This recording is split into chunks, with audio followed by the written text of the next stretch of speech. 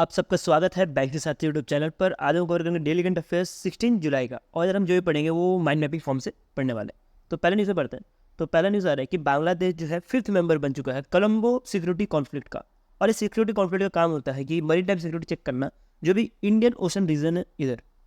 तो ये जो है अनाउंसमेंट की गई थी, अभी इनकी मीटिंग हो रही थी, एक deputy national security adviser meeting, और ये मॉरिशस में हो रही थी। तभी ये जो डिसीजन लिया गया है, ये जो है 4 कंट्री मिली हुई थी, जिसकी वजह से ये कॉन्फ्लिक्ट बना हुआ था। इसमें 4 कंट्री कौन कौन सी थी वो देखते हैं। तो आपको मिलेगी इंडिया था, श्रीलंका था, मॉरिशस था और मालदीव। ये 4 कंट्रीज मिलके अब तक जो ये 4th मेंबर थे कोलंबो सिक्योरिटी कॉन्फ्लिक्ट के, और 5th नंबर जो है बन गए हैं वो बांग्लादेश बन गए।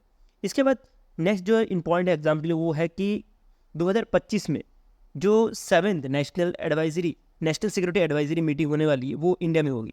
जैसे कि आप देख सकते हो, ये जो था ये डिप्यूटी नेशनल सिक्योरिटी एडवाइजरी था, ये डिप्यूटी था, और ये जो है ये नेशनल सिक्योरिटी एडवाइजरी होने वाली है, जो अजित डोवाल जी जो है इसको हेड करेंगे।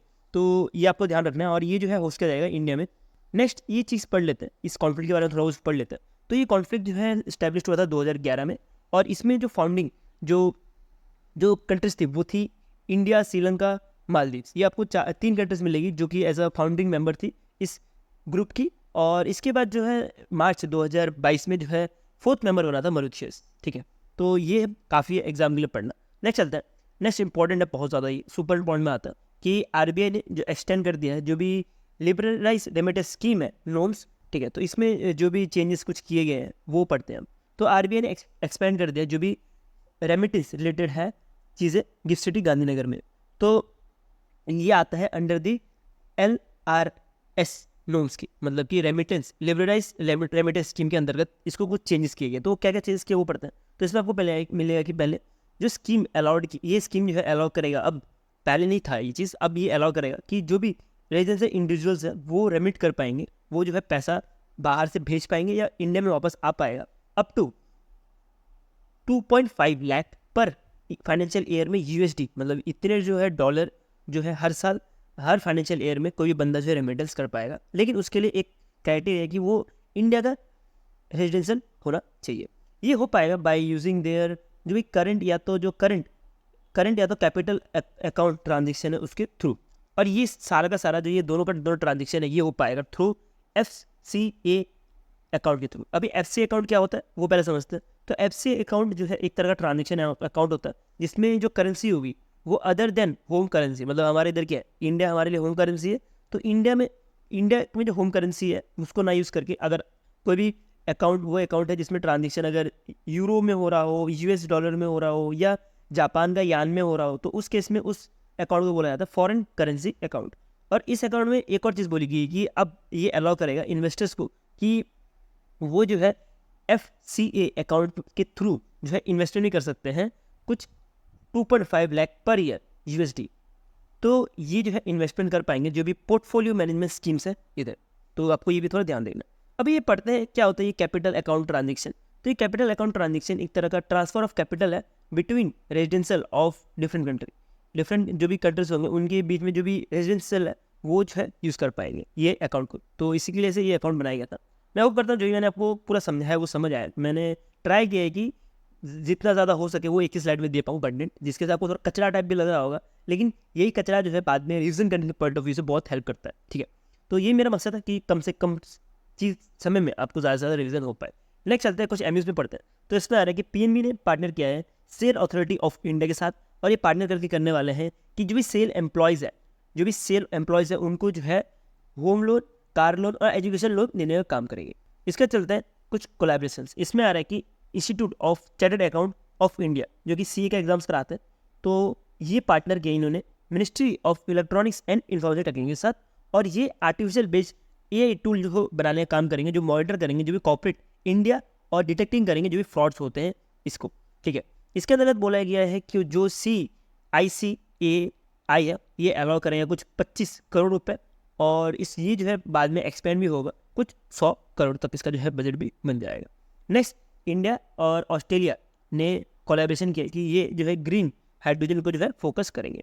एक छोटा सा न्यूज़ है, इसमें मेरे को लगता नहीं इसमें क्वेश्चन बन सकता है, लेकिन आपको पता होना चाहिए ग्रीन हाइड्रोजन के लिए इंडिया और ऑस्ट्रेलिया है, ठीक, ये कन्फ्यूजन बहुत ज़्यादा करता है, मेरे को भी करता है। तो आपको ये ध्यान रखना है कि ये दोनों पार्टनर करके ग्रीन हाइड्रोजन के लिए फॉर्म करेंगे। ये आई थिंक वापस से रिपीट हो गया, मैं इसको पीडीएफ में डिलीट कर दूंगा, अब इसको छोड़ दूँ। नेक्स्ट चलते हैं, नेक्स्ट कुछ लोन पढ़ते हैं। तो इसमें आ रहा है कि डीबी बैंक जो कि जापान की एक बैंक है, इन्होंने कुछ 200 मिलियन यूएसडी देने के लिए बात की गई है आरईसी लिमिटेड को, और ये 5 साल का जो है ये ग्रीन बॉन्ड लोन की तरह होने वाला है। ये दिया जाएगा जो भी इंडियन प्रोजेक्ट्स है जो कि ग्रीन फाइनेंस फ्रेमवर्क के अंदर आता है डीबी बैंक के, उसको जो दिया जाएगा। तो ये इंपॉर्टेंट क्यों बन जाता है, क्योंकि ये फर्स्ट एवर ऐसा कोलैबोरेशन है बिटवीन द गवर्नमेंट और जो डीबी बैंक है इनके बीच में, जो कि ग्रीन फाइनेंसिंग करने वाला है जो भी इंडिया के पब्लिक सेक्टर्स हैं इनको। इसके बाद ये पहला ऐसा जो मान लीजिए कोलैबोरेशन है जिसमें जो जापान का यान है उसको यूज़ किया जाएगा लोन ट्रांजिशन के लिए, ठीक है। तो जापान का अगर आप देखोगे तो 31.96 बिलियन जो है बनता है। अगर आप 200 बिलियन को अगर चेंज करोगे यूएसडी को जापान के, तो आपको मिल जाएगा 31.96 बिलियन बनेगा। तो ये जो है जापान में भी जो है ट्रांजेक्शन किया जा रहा है, तो इसलिए एग्जाम के लिए इंपॉर्टेंट बन जाता है क्योंकि फर्स्ट एवर है। नेक्स्ट चलते हैं, national bank for financing infrastructure and development ने पार्टनर किया है, मतलब लोन दिया है, सॉरी पार्टनर नहीं किया है, 2600 करोड़ का जो है लोन दिया है ग्रीनको ग्रुप को। और ये ग्रीनको ग्रुप क्या करेंगे, जो भी डॉलर बॉन्ड्स है इनका जो रिपेमेंट है ये करने का काम करेंगे। नेक्स्ट समिट पढ़ते हैं, तो इस बार 22 इंडिया रशिया एनुअल समिट जो हो रहा था वो रशिया में हो रहा था, और इसको जो है को चेयर कर रहे थे प्राइम मिनिस्टर नरेंद्र मोदी जी और जो रशिया के प्रेसिडेंट है ये मिलके।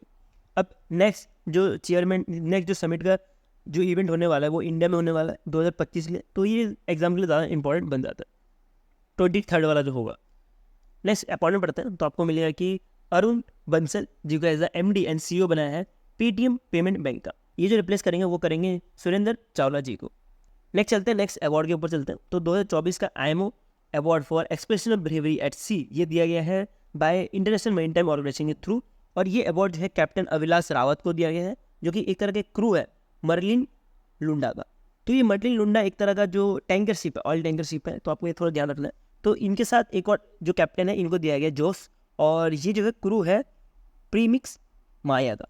तो ये दोनों के साथ एक लेटर ऑफ एकोमोडेशन भी दिया गया इस अवार्ड में। तो ये दिया गया है इंडियन नेवी के कैप्टन जो बेराज जी है इनको, और ये जो क्रू है इंडियन नेवी शिप विशाखापट्टनम की। तो आपको ये भी थोड़ा ध्यान रखना है। ये जो कैप्टन इंडियन नेवी के थे इनको नॉमिनेट किया गया था इंडिया के थ्रू, और ये दिया गया था, ये तीनों को जो दिया गया, ये अवार्ड तीनों को दिया गया कि इन्होंने जो फायर फाइटिंग एफर्ट डाली थी जो ऑयल टैंकर था मरीन लुंडा में। तो इसमें जो है कुछ आतंकवादी घुस गए थे, उसके बेसिस पे इन्होंने जो फायर फाइटिंग एफर्ट डाली थी उसकी वजह से ये जो है अवार्ड दिया गया। इसमें आपको थोड़ी बहुत चीज़ें याद रखनी कि जो कैप्टन रावत जी थे इनको जो नॉमिनेट किया गया था वो मार्शल आइलैंड के थ्रू किया गया था, और जो कैप्टन जो दूसरे जोश हैं उनको जो है मैक्सिको ने जो है नॉमिनेट किया था। इसके चलते रशिया का हाईएस्ट सिविलियन अवार्ड जो दिया गया है वो दिया गया है प्राइम मिनिस्टर नरेंद्र मोदी जी को, और ये दिया गया है कि जो भी रशिया और इंडिया का रिलेशंस है उसको अच्छा रखने की एफर्ट की है। नेक्स्ट चलते हैं, ये आ रहा है नेशनल जो NPCI का इंटरनेशनल पेमेंट लिमिटेड है, इन्होंने लॉन्च किया है एक QR कोड बेस्ड पेमेंट, और ये किया है कतर के लिए, ठीक है। और इन्होंने पार्टनर किया है जो कतर का नेशनल बैंक है इधर, तब जाके ये जो है कतर में जो है UPI फैसिलिटी देने का काम करेंगे, जिसके से जो भी इंडियन टूरिज्म है या इंडियन जो भी पर्सन है वो अगर UPI यूज़ करना चाहे कतर में जाके तब भी वो यूज़ कर पाए उसके लिए से। नेक्स्ट चलते हैं, महाराष्ट्र गवर्नमेंट ने लॉन्च किया है मुख्यमंत्री माझी लड़की बहन योजना। तो ये जो है प्रमोट करेगा इकोनॉमिक्स इंडिपेंडेंस जो भी वुमेन है महाराष्ट्र में उनको, और इसके अंतर्गत बोला जा रहा है कि कुछ 1500 पर मंथ करके ऑल द वुमेन बेनिफिशरीज को दिया जाएगा, और ये दिया जाएगा, इसका जो रजिस्ट्रेशन जो है ओपन रहेगा 31 अगस्त 2024 तक, और इसको जो है इम्प्लीमेंट करने का काम करेगा women and child development department of Maharashtra as a nodal agency of this scheme, ठीक है। तो इसमें थोड़ा बहुत और कुछ पढ़ता है इस स्कीम के बारे में, बिकॉज स्कीम हमारे लिए एग्जाम के लिए इंपॉर्टेंट बन जाता है। तो ये स्कीम जो है पहले सिर्फ अवेलेबल था जो भी मैरिड वुमेन्स हैं उनके लिए, लेकिन अब जो है ये अवेलेबल है जो भी अनमैरिड वुमेन्स हैं उनके लिए भी। तो पहले क्या था, पहले मैरिड के लिए अवेलेबल था, और अब जो है अनमैरिड के लिए भी अवेलेबल हो गया आफ्टर जो भी महाराष्ट्र गवर्नमेंट ने कुछ अनाउंसमेंट किया उसके बाद से। इसके बाद चलते हैं, Tata power solar system limited ने लॉन्च किया है घर घर सोलर टाटा पावर के संग। तो ये लॉन्च किया गया है उत्तर प्रदेश में, ठीक है। उत्तर प्रदेश के रूफटॉप जो भी सोलर सिस्टम है वो बनाने के लिए दिया गया है, और इसके अंदर ये बोला जा रहा है कि कोई भी पर्सन जो उत्तर प्रदेश में है उनको बेनिफिट हो सकता है 108 1.08 लाख का एज अ मैक्सिमम सब्सिडी ले सकते हैं, तो ये बेनिफिट भी कर सकते हैं।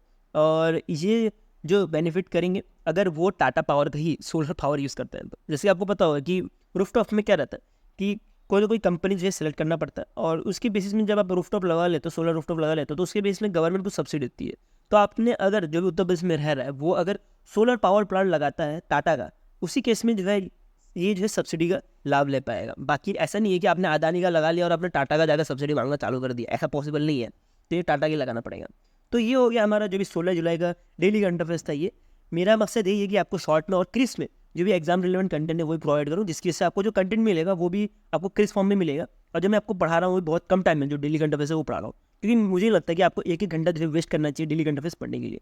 तो अगर आपको पीडीएफ चाहिए तो आप टेलीग्राम ग्रुप में जाकर डाउनलोड कर सकते हो, और इधर मैंने वीकली और मंथली वीडियो भी डाला है इसी फॉर्म में, जो माइंड मैपिंग फॉर्म है इधर ही, तो आपका हेल्प होगा एग्जाम के लिए।